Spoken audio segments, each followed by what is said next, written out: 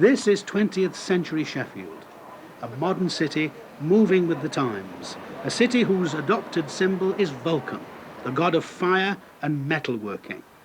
Clasped in his left hand is a sheaf of arrows, arrows made in Sheffield, the same arrows that cut down hundreds of French knights at the Battle of Agincourt. Even in 1415, Steel City was making the cutting edge.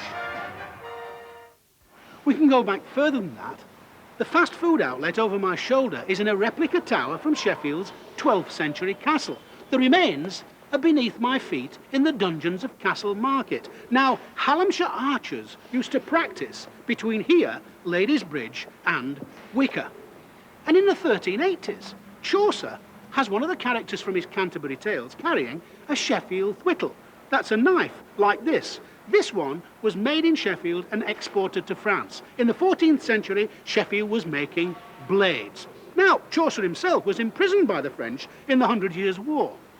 Whenever the French captured an English bowman, they cut off the first fingers and second fingers of the right hand. That's the two fingers that pulled the bowstring. So every time English soldiers confronted the French, they always held up two fingers to show their potency. The origins of the Churchillian Victory V sign. The French won't acknowledge Agincourt. They prefer to remember 1453 and Castillon-la-Bataille near Bordeaux. Every year, the last battle of the 100 Years' War between the French and the English is reenacted here.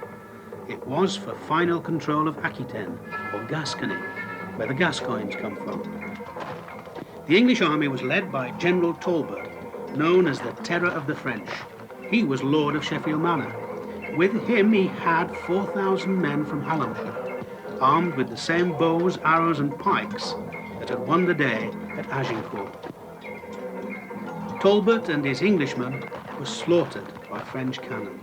The age of the bow and arrow was over.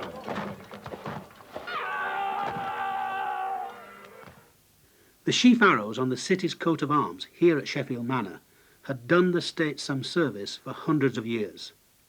Not serving the state quite as well was Mary, Queen of Scots. She made something of a nuisance of herself with Queen Elizabeth I. When Elizabeth I got fed up, and not a little frightened of Mary's plots and subterfuges, she sent her here to Sheffield Manor under the charge of George Talbot, 6th Earl of Shrewsbury, and his wife, Bess of Hardwick. She was here and around the district from 1570 to 1584. 14 years. It was cold, it was isolated, and she was lonely, especially with the memory of her late husband, Lord Darnley, from Temple Newsome, just down the road. When she was ill, and she was ill often, her French maid used to boil her up a concoction of Spanish oranges. She would say, Marie est malade. Mary is ill, in French. Contracted and abbreviated, it becomes marmalade. Well, that's one explanation of the origins of the word marmalade, and it's here in Sheffield.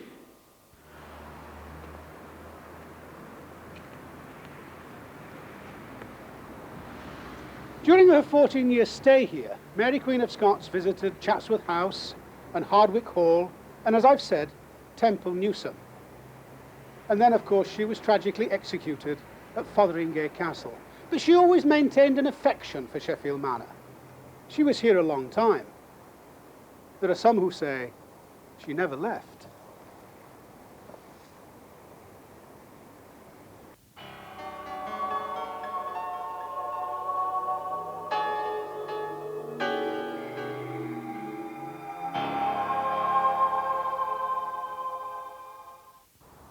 Up to 1590, George Talbot was Lord of Sheffield Manor and the 6th Earl of Shrewsbury. He was a descendant of that Talbot killed at Castillon, and it was his generation of Talbots that encouraged the industrialisation of the cutting edge in Sheffield's surrounding river valleys, using the outcrops of millstone grit to make grinding stones turned by water wheels. Initially, the cutlers and grinders manufactured in Hallamshire, and then As what can be rightly called an industry grew in technical and economic significance, the Company of Cutlers was set up to control processes and standards. The Cutlers Company still meets in ceremony every year at the Cutlers Hall.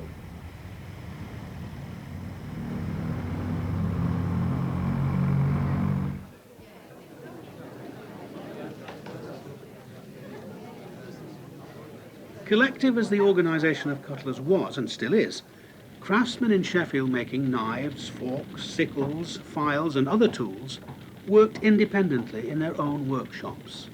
The classic little mesters, their own masters. In the early years of Sheffield's cutting-edge industry, steel had to be brought in from elsewhere, even from the continent. But by the end of the 17th century, Sheffield was making its own steel. Now, they found the sword in the stone, so to speak, in constructions like these. At one time, you could find them all over Sheffield.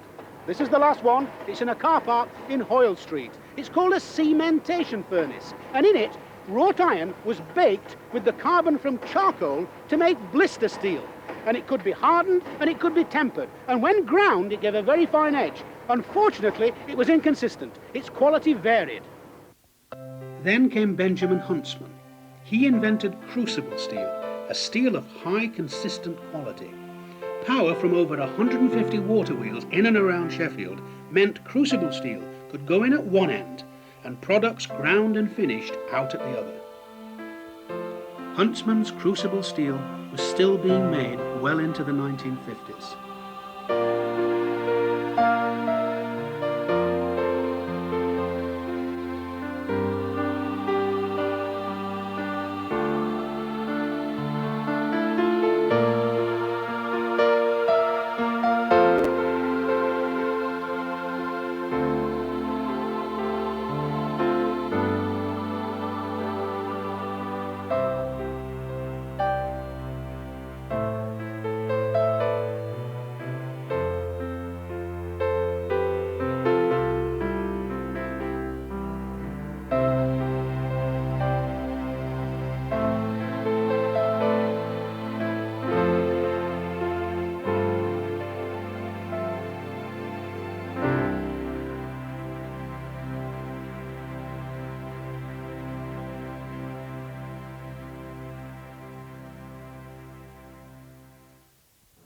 From the middle 19th century, Sheffield technology, using the newly invented Bessemer and open hearth processes for melting steel, supplied Britain with 90% of its mass-produced steel and Europe with 50%.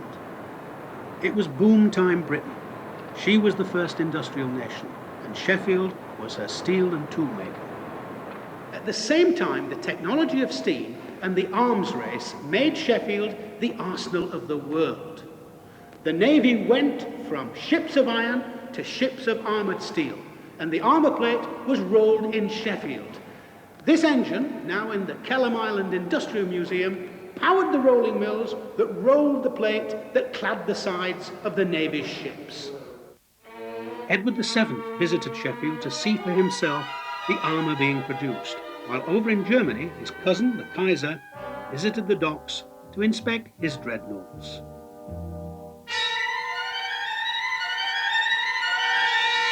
Even by the beginning of the century, Germany was on the road to war. And when it came, the saying was that as Europe went to war, America went to the pictures. But then so did Sheffield. Sheffield used to have 50 cinemas.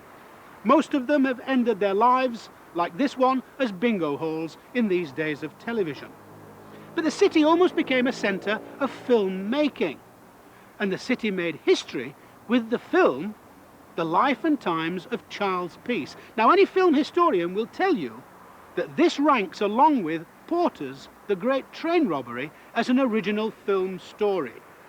Charles Peace was a local legend even when I was a little boy. And his end in Armley Jail beats all your horror videos for its violent realism.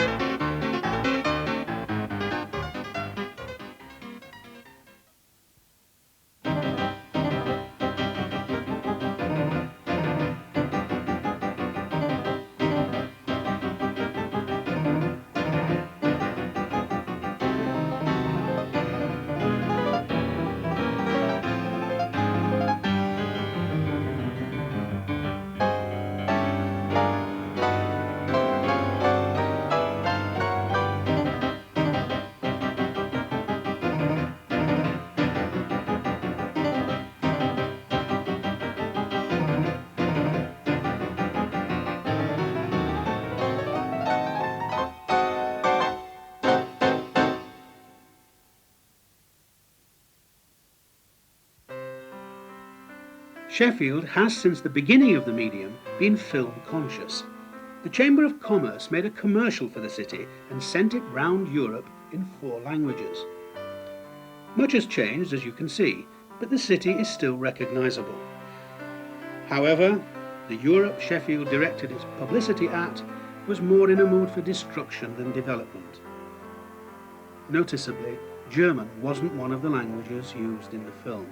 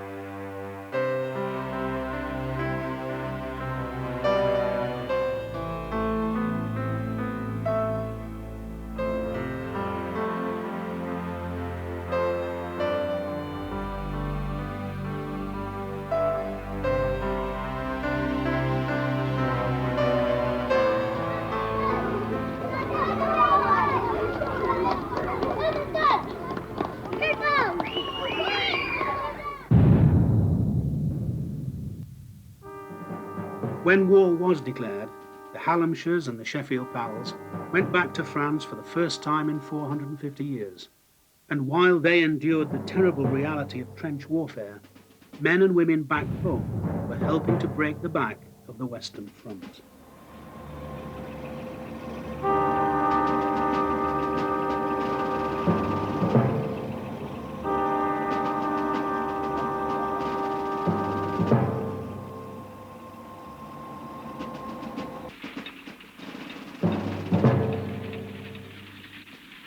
The first tanks were tested on the steep slopes of this hill, Winkerbank Hill. A nice coincidence that, because there are still the remains of the earthworks of a fortress built by the ancient Britons to defend themselves against the Romans who were down there in the valley at Templeborough. The armour-plated tanks having broken the stalemate of the Western Front, the Sheffield City Battalion and the Pals came back to a slump only fit for heroes to draw the dole in.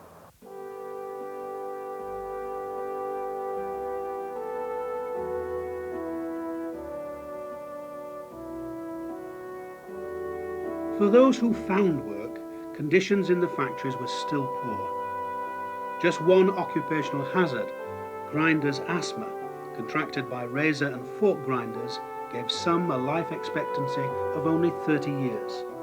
The new Royal Hospital's lung disease department was kept busy with that and Sheffield's endemic condition, bronchitis.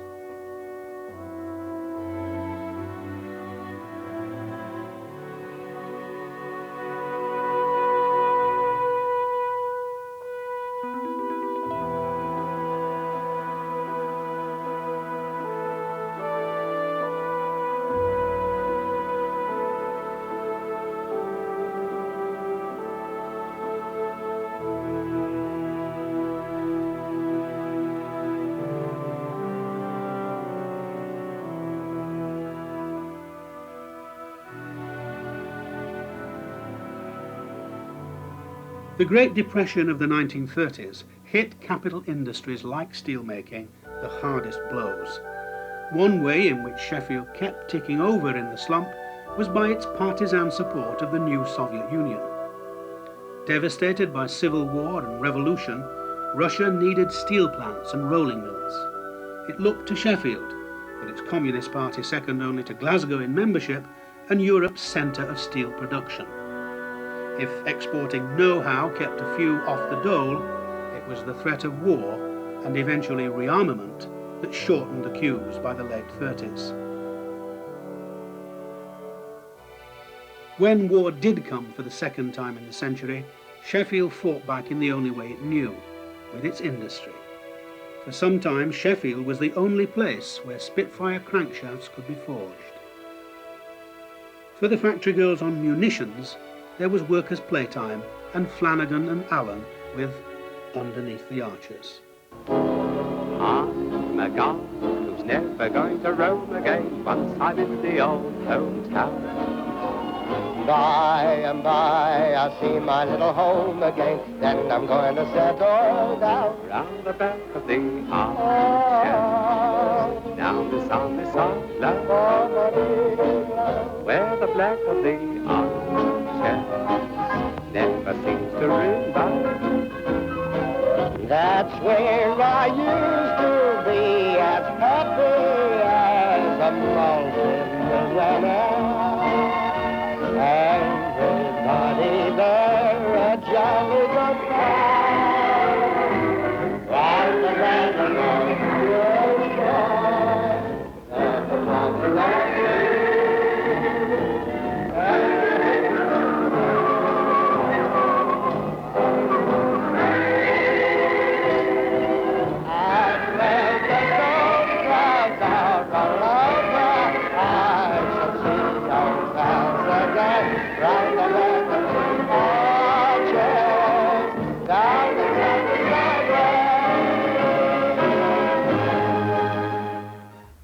Before World War I, Harry Brearley, a Sheffield metallurgist, while experimenting for a new gunmetal incidentally, invented stainless steel. At one time, this pub had all the fittings from World War II's HMS Sheffield. She was in action against the Scharnhorst.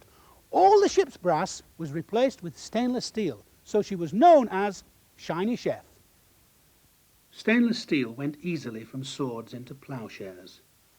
It gave the cutlery industry a boost, and it could be used for everything, including the kitchen sink. This kitchen's a sight for sore eyes. You ought to see mine. Yes, it's like a dream come true. Well, what's news? Nothing new. Oh, I forgot. You remember the girl that used to live at number 66 with the red coat? Mm-hmm. Well, her mother... Well, of course, ladies, you don't want to listen to gossip. While Jane and Mary are having a chinwag, we'll have a look at the tea table. The knife is made of stainless steel. The teapot has a special handle which keeps cool, while the tea inside keeps hot longer. It's quite a fallacy that tea isn't so nice out of a steel teapot. In fact, it's better, for the teapot is spotlessly clean. It's another fallacy that a stainless steel blade will not cut. With steel hardened at the correct temperature, it is possible to make it razor sharp. The metalware and the cake stand are also of stainless steel. And in case you don't know, you can keep a good edge on a stainless steel knife by sharpening it occasionally on a steel or patent sharpener. In this way, it'll serve you for years. Good gracious, look at the time. I'll have to run before the kid gets in. Bye-bye, Mary. Thanks for the tea and the gossip. Thank you, Jane. The old Staybright factory has moved with the times. It's now called Special Melted Products Limited, and it makes components for the oil industry and jet engines. During the war, Sheffield town planners also realised the need for drastic change. It wasn't just new kitchens for old that were needed, it was new towns. This time, the heroes were going to come home to something worth living in. In some cases, even in innovative Sheffield, the reality of post-war plans was somewhat less successful than the theory. These are the tangled ruins of Hyde Park Flats. But it was going to be a new age post-war, a period of great positive change, a new Elizabethan age. And to prove it, the new Queen made Sheffield one of the first cities on a schedule of visits around England. Their Majesties set off for an Olympic-style welcome at Sheffield Wednesday's ground, Hillsborough. They drove to the stadium through cheering, crowd-lined streets, and every schoolboy and girl from primary through to sixth form secondary was waiting to greet her. I know, I was one of them. That's me with the red blazer on. Sheffield was at her athletic best. And we all got a coronation present, a Sheffield penknife. What else? Except that, with its badly made plastic handle and crudely fitting blade, it was certainly no advert for Sheffield's oldest industry. Not only were questions asked in Cutler's Hall, but also in the town hall as to who had sanctioned this travesty of Sheffield's traditions. But for the generations of school children, it was a day to remember. We saw the Queen, and in those days you only saw her on the pictures.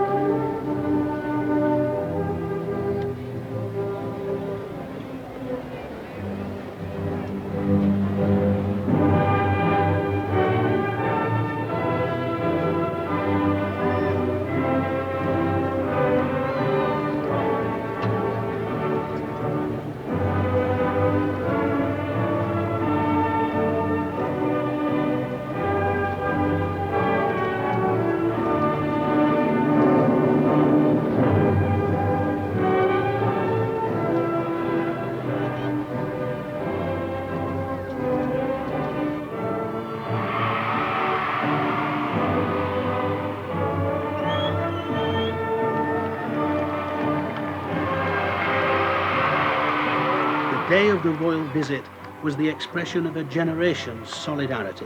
On the tram back home, it was the talk of that I remember. Tram? Did I say tram?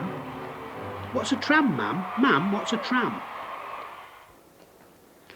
Regretfully, as far as some people are concerned, for the last 30 years or so, the only way you've been able to experience a ride on a Sheffield tram was to come here to the National Tramway Museum at Crouch, near Matlock.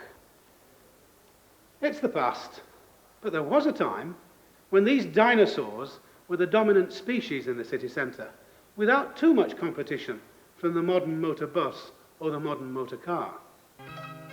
In 1899, electric trams like these, filmed in Hull, were introduced onto Sheffield streets. Despite some sceptics believing that the double-decker vehicles would topple over, they were in fact an unqualified success. From the 1890s to the 1960s in Sheffield, the tram was king.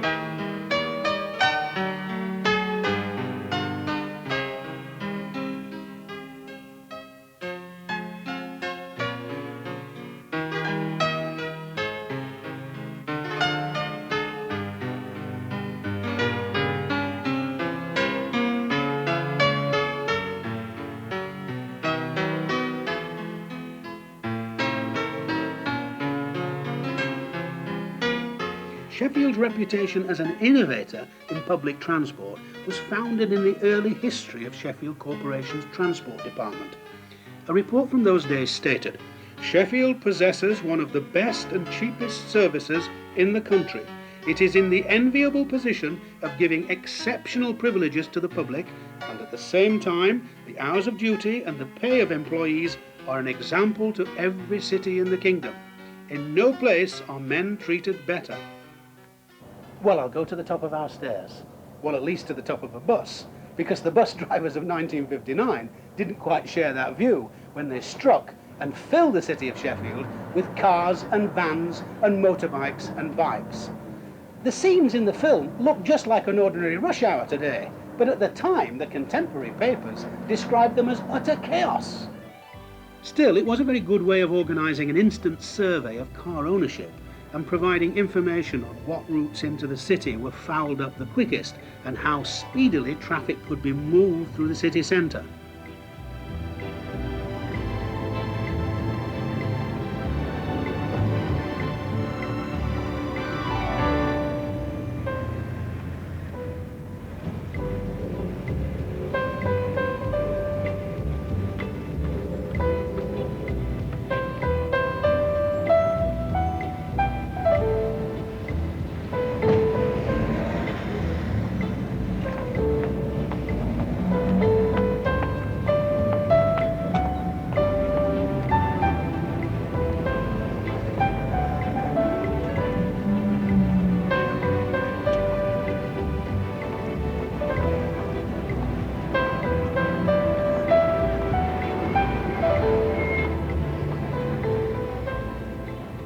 Transport and traffic conscious Sheffield very quickly saw the need for a central bus station to serve the city as efficiently as the tram had done before the age of the motor car.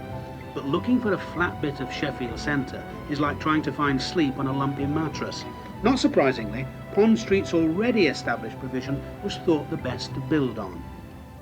Even then, Sheffield's ancient industrial history came like a ghost to the surface as they had to put in extra work filling in old abandoned mine shafts from coal mines. And thank goodness, in that age of knock down and build new, they saw fit to save another bit of Sheffield's old history.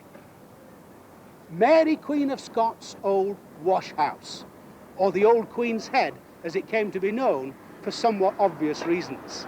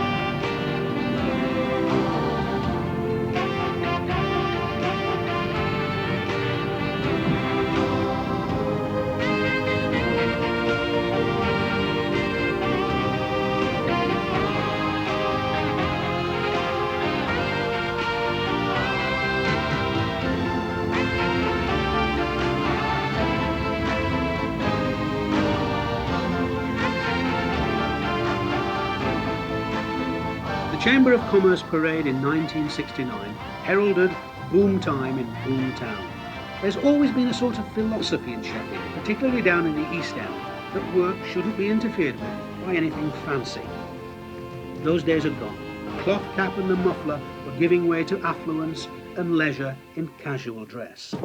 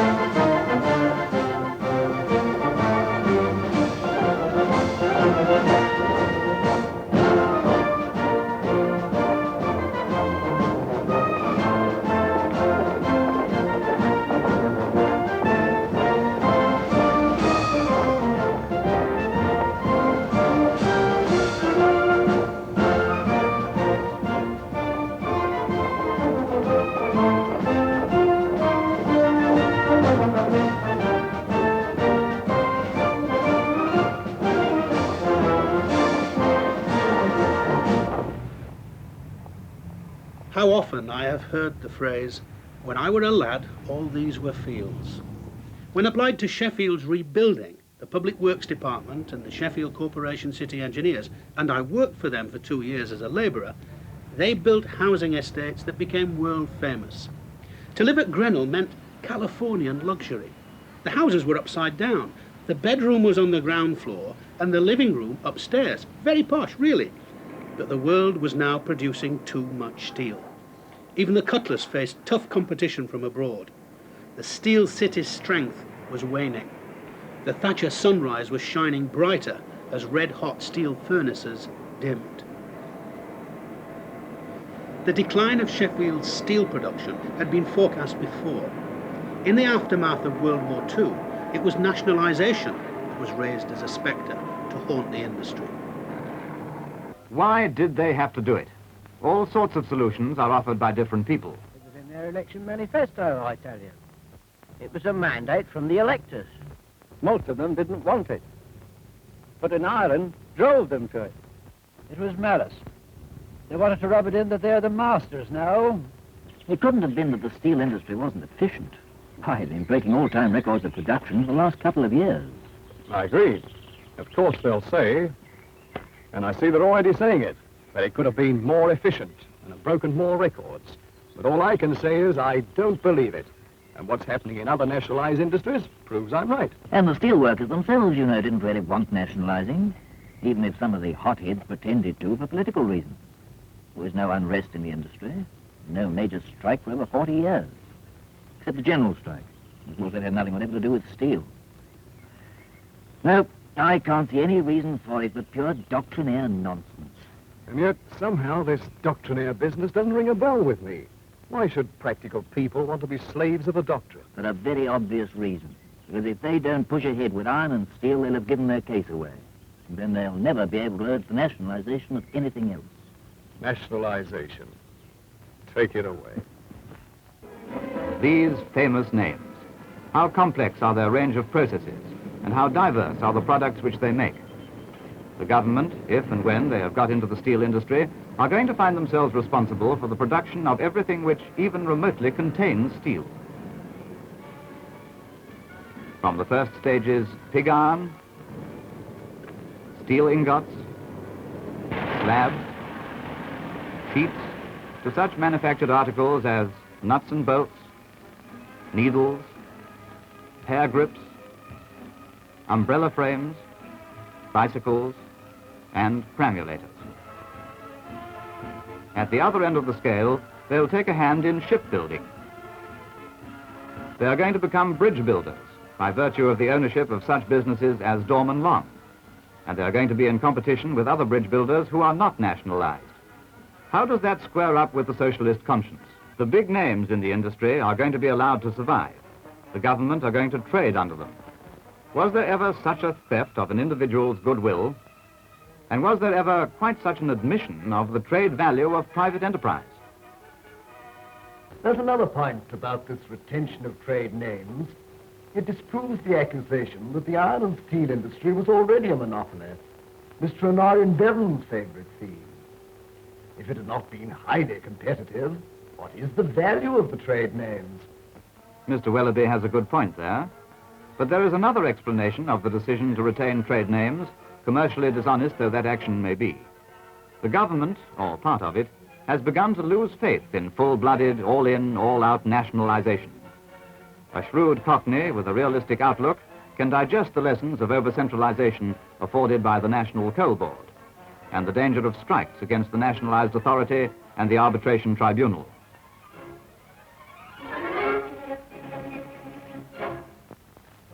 Who gains by nationalization? Did the public get cheaper coal or quicker transport? Did the public get cheaper electricity? No, by gosh. And the first thing they did was to put up the price of electric light. What satisfaction did the worker get? Where are his better conditions or greater freedom? Is the miner free to change his profession? No comment, apparently. And has the management benefited? Has the works manager increased his authority? Are his relations with the workers made any easier by nationalization? Why ask when you know the answer? The answer is that the only gainer by nationalization is the bureaucracy, with the government at its head. The government has, of course, become more powerful by the very fact of controlling the banks, the coal mines, electricity and gas, the railways and road transport. But because the government consists of politicians who haven't more than 24 hours a day to enjoy the substance of power, the actual wielders of it are the civil servants or semi-civil servants who sit on government boards or work under people who sit on boards. It'll be the same with iron and steel. except that it is a smaller board and its members will be more powerful. You anything against civil servants? Nothing whatever. But I want to protect you from having to carry burdens which should never be laid on your shoulders. And may I ask with all respect, did you know anything about iron and steel before you were assigned to this office? No. But I, of course, am only concerned with the paper side of the business. That's just it, the paper side of nationalization. For the last 100 years, practical men have been building up this vast industry. The Bessemer converter, invented in 1856, revolutionized the production of steel. The open hearth furnace came a few years later.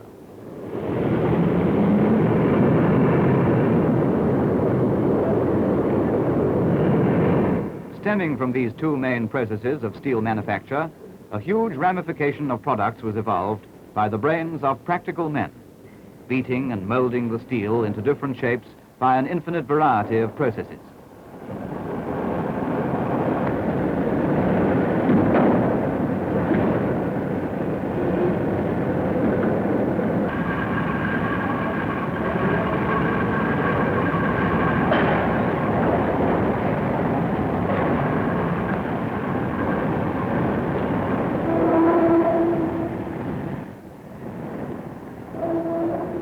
It was an industry of which the British people could be proud. British brains and British experience continued to improve processes and add new refinements to the range of articles manufactured in British steelworks, as worldwide demand for steel products grew.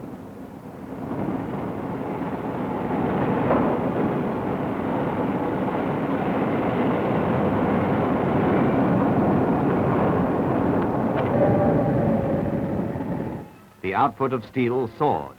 In 1929, it was 9,636,000 tons. It dipped in the Great Depression under the socialist government to 5,203,000 tons in 1931.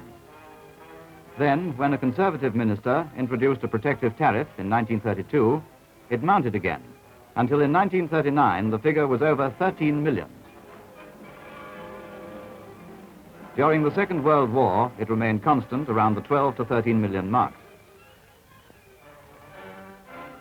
Since then, it has risen steadily, and in 1948, it jumped all targets and approached 15 million tons.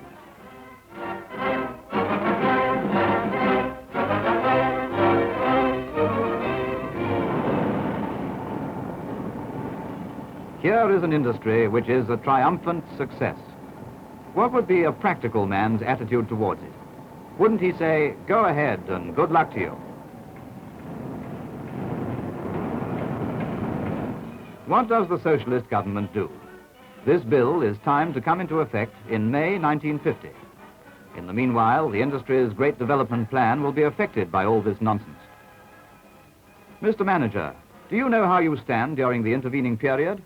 I don't. I don't know my responsibilities, and I don't know my position.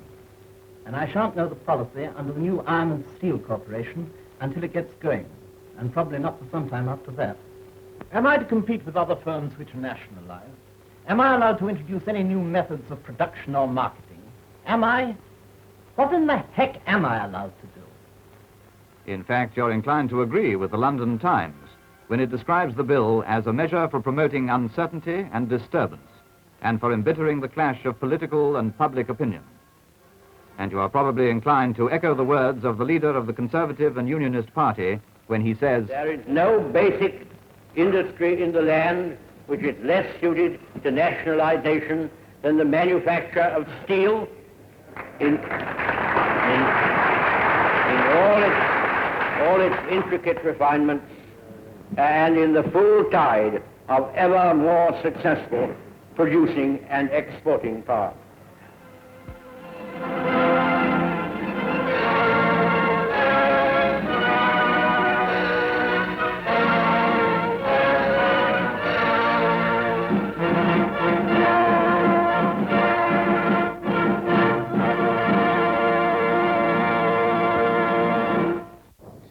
But when push came to shove, it wasn't nationalisation that decimated Sheffield Steel.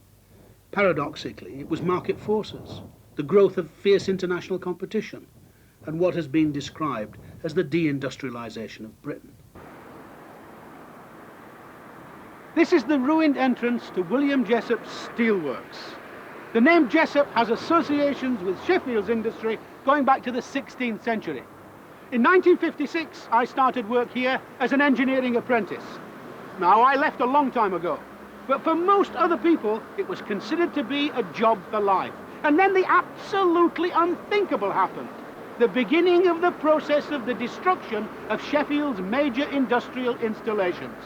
Sheffield was coming upon the hardest times it had ever known in its history. The Sheffield of today is a very different place from 25 or 30 years ago. Employment opportunities are more diverse. Much of the city centre has been pedestrianised. There are now two competing shopping centres, the Moor and Meadowhall. But Sheffield's the forward-thinking city. The slogans are meeting the challenge and destination Sheffield. And when it comes to transport, a new quiet revolution is about to happen. But all of that's another story.